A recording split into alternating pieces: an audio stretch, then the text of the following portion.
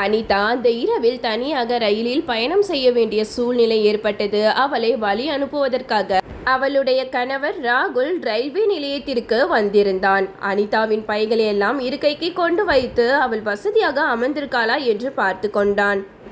அவள் இருந்த கம்பார்ட்மெண்ட்டில் 2 ஆண்கள் மட்டுமே இருந்தனர். வேறு பயணிகள் யாரும் இல்லாததால் அவளுக்கு இன்னும் பதற்றமாக இருந்தது. அனிதாவின் முகத்தில் தெரிந்த பயத்தை பார்த்த ராகுல் மெதுவாக சொன்னான், இங்க பாரு அனிதா, நீ ரொம்ப பயப்படாத. ஏதாவது பிரச்சனைன்னு தோணுச்சுன்னா உடனே எனக்கு ஃபோன் பண்ணு. உன் ஃபோனை கையிலே வை, தைரியமா இரு, எல்லாம் நல்லபடியா இருக்கும். ராகுலின் வார்த்தைகள் அனிதாவுக்கு கொஞ்சம் நம்பிக்கையை கொடுத்தன. சரி ராகுல், நான் பார்த்துக்கிறேன் என்று சொன்ன அனிதா தனது மொபைல் ஃபோனை இறுக்கமாக பிடித்து கொண்டாள். ரயில் மெதுவாக வேகம் எடுக்க தொடங்கியது. ஜன்னல் வழியாக நின்றிருந்த ராகுல் அனிதாவை பார்த்து புன்னகையுடன் கையசைத்தான். அனிதாவும் தைரியமாக இருக்க முயன்று கையசைத்தாள். சில நொடிகளில் அவள் எதிரே அமர்ந்திருந்த 2 ஆண்களும் அவளை அடிக்கடி பார்த்து கொண்டே இருப்பது போல அவளுக்கு தோன்றியது. அதனால் அவளது இதய துடிப்பு அதிகரித்தது. அவள் தனது மொபைல் போனை இறுக்கமாக பிடித்து கொண்டு அமைதியாக அமர்ந்திருந்தாள். சில நிமிடங்களுக்கு பிறகு அந்த இருவரில் ஒருவர் எழுந்து மற்றொருவருடன் சேர்ந்து அனிதாவின் இருக்கைக்கு அருகே வந்தார்.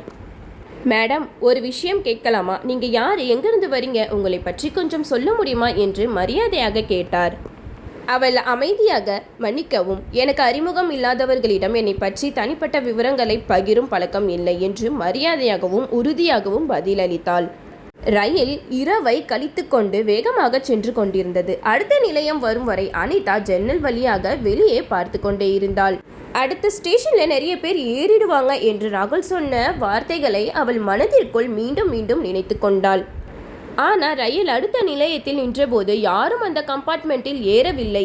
சிலர் வேறு பெட்டிகளில் ஏறினர். சில நொடிகளில் மீண்டும் விசில் ஒலித்தது. ரயில் புறப்பட்டது. அதை பார்த்த அனிதாவின் பதற்றம் இன்னும் அதிகமானது. இன்னும் 2 நிலையங்கள் தாண்டினால்தான் பெரிய ஸ்டேஷன் வரும். அது வரைக்கும் நான் எப்படி சமாளிக்க போறேன்? இவர்கள் என்னை பார்க்கிற பார்வையே சரியில்லையே என்று மனதிற்குள் சொல்லிக்கொண்டே நடுங்கும் கைகளால் ராகுலுக்கு ஃபோன் செய்தாள். சில ரிங் ஆன பிறகு ராகுல் அழைப்பை எடுத்தான். ஹலோ அனிதா, என்னாச்சு? குரல் நடுங்கியபடி அனிதா பேச ஆரம்பித்தாள். ராகுல், எனக்கு ரொம்ப பயமா இருக்கு. அடுத்த ஸ்டேஷன்ல யாராவது ஏறுவாங்கன்னு நீ சொன்னியே, ஆனால் யாருமே ஏறல. இந்த கம்பார்ட்மெண்ட்ல நானும் அந்த 2 பேரும் தான் இருக்கோம்.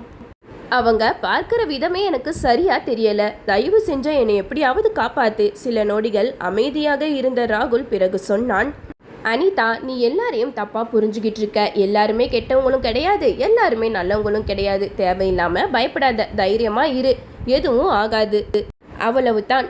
வேற எதுவும் சொல்லாமல் ராகுல் அழைப்பை முடித்து விட்டான். திரையில் கால் எண்டட் என்று தெரிந்ததும் அனிதாவுக்கு என்ன செய்வதென்றே புரியவில்லை.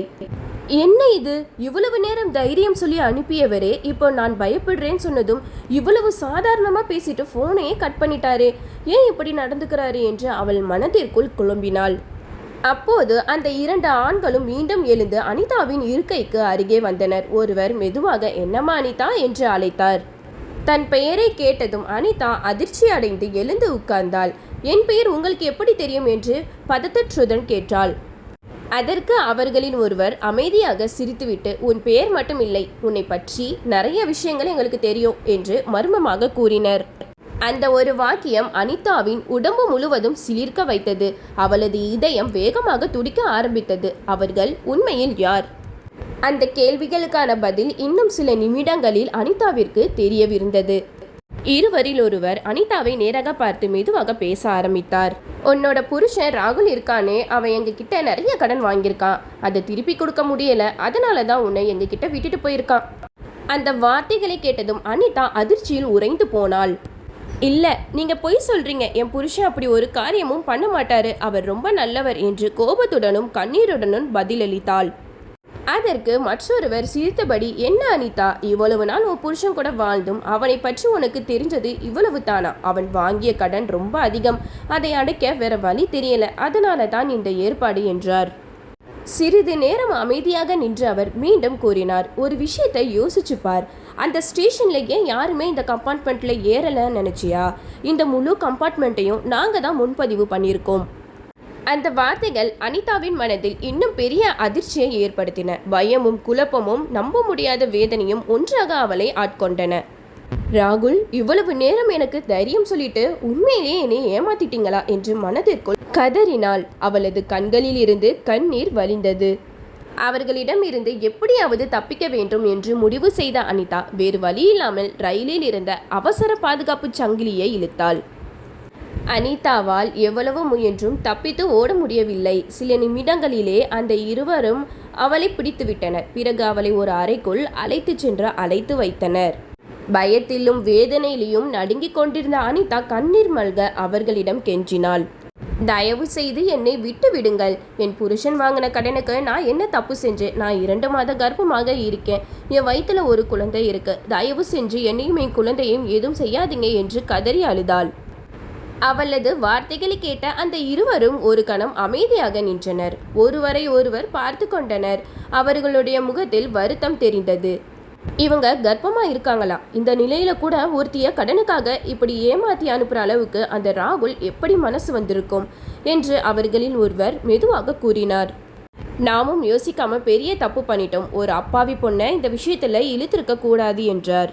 அனிதா கண்ணீரை துடைத்து கொண்டு அவர்களை பார்த்து மெதுவாக கேட்டாள். ஒரு விஷயம் மட்டும் சொல்லுங்க, என்னை எதுக்காக உங்ககிட்ட ஒப்படைக்க சொன்னாரு? அந்த இருவரும் சில நொடிகள் அமைதியாக நின்றனர். பின்னர் அவர்களில் ஒருவர் வருத்தத்துடன் பேச ஆரம்பித்தனர்.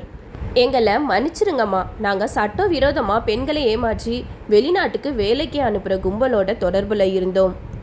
உங்கள் புருஷர் ராகுல் எங்ககிட்ட வாங்கிய கடனை அடைக்க முடியாமல் உங்களை அந்த வலையில் சிக்க வைக்க சம்மதிச்சான். அதுக்கு பதில் அவன் கடன் தீர்த்து கொள்ள நினைச்சான். அனிதா அதிர்ச்சியில் உறைந்து போனார். மற்றொருவர் தொடர்ந்தார். ஆனால் நீங்கள் கர்ப்பமாக இருக்கீங்கன்னு தெரிஞ்சதும் எங்களுக்கு எங்களோட தவறு புரிஞ்சிச்சு. ஒரு அப்பாவி பொண்ணுக்கு பிறக்க போகும் குழந்தைக்கும் இப்படி அநியாயம் செய்யக்கூடாதுன்னு முடிவு பண்ணிட்டோம். இனிமேல் இந்த தவறான வாழ்க்கையை விட்டுவிட்டு நாங்கள் சட்டத்துக்கு முன் ஆஜராக போகிறோம். நீங்கள் உடனே பாதுகாப்பான இடத்துக்கு போயிட்டு காவல்துறையிடம் நடந்ததை எல்லாம் சொல்லுங்க. அவர்கள் அனிதாவிடம் மன்னிப்பு கேட்டுவிட்டு அங்கிருந்து வெளியேறினர். அந்த இடத்தை விட்டு பாதுகாப்பாக வெளியே வந்த அனிதா ஒரு கையை தனது வயிற்றின் மேல் வைத்து கொண்டு கண்ணீருடன் பேசினாள். செல்லம், உனக்கு நான் இருக்கேன். நீ எதுக்கும் பயப்படாத. வாழ்க்கையில எவ்வளவு கஷ்டம் வந்தாலும் நான் உன்னை காப்பாற்றுவேன். உனக்கு நல்ல எதிர்காலம் கொடுக்க நான் போராடுவேன். அதன் பிறகு அனிதா பெண்களுக்கு பாதுகாப்பும் தங்கும் இடமும் வழங்கும் ஒரு ஆசிரமத்தின் உதவியை நாடினாள். அங்கிருந்தவர்கள் அவளுக்கு பாதுகாப்பு, மருத்துவ கவனிப்பு மற்றும் சட்ட உதவியையும் ஏற்பாடு செய்தனர். காலம் கடந்தது. அனிதாவுக்கு அழகான குழந்தை பிறந்தது. தனது குழந்தையை அன்புடனும் தன்னம்பிக்கையுடனும் வளர்க்க தொடங்கினாள். அதே நேரத்தில் தனக்கு நேர்ந்த அநியாயத்திற்கு நீதி கிடைக்க சட்டபூர்வமான நடவடிக்கைகளையும் மேற்கொண்டாள். பல துன்பங்களை சந்தித்தாலும் தனது குழந்தையின் எதிர்காலத்திற்காக தைரியமாக வாழ வேண்டும் என்ற உறுதியே அனிதாவின் புதிய வாழ்க்கைக்கான அடித்தளமாக மாறியது.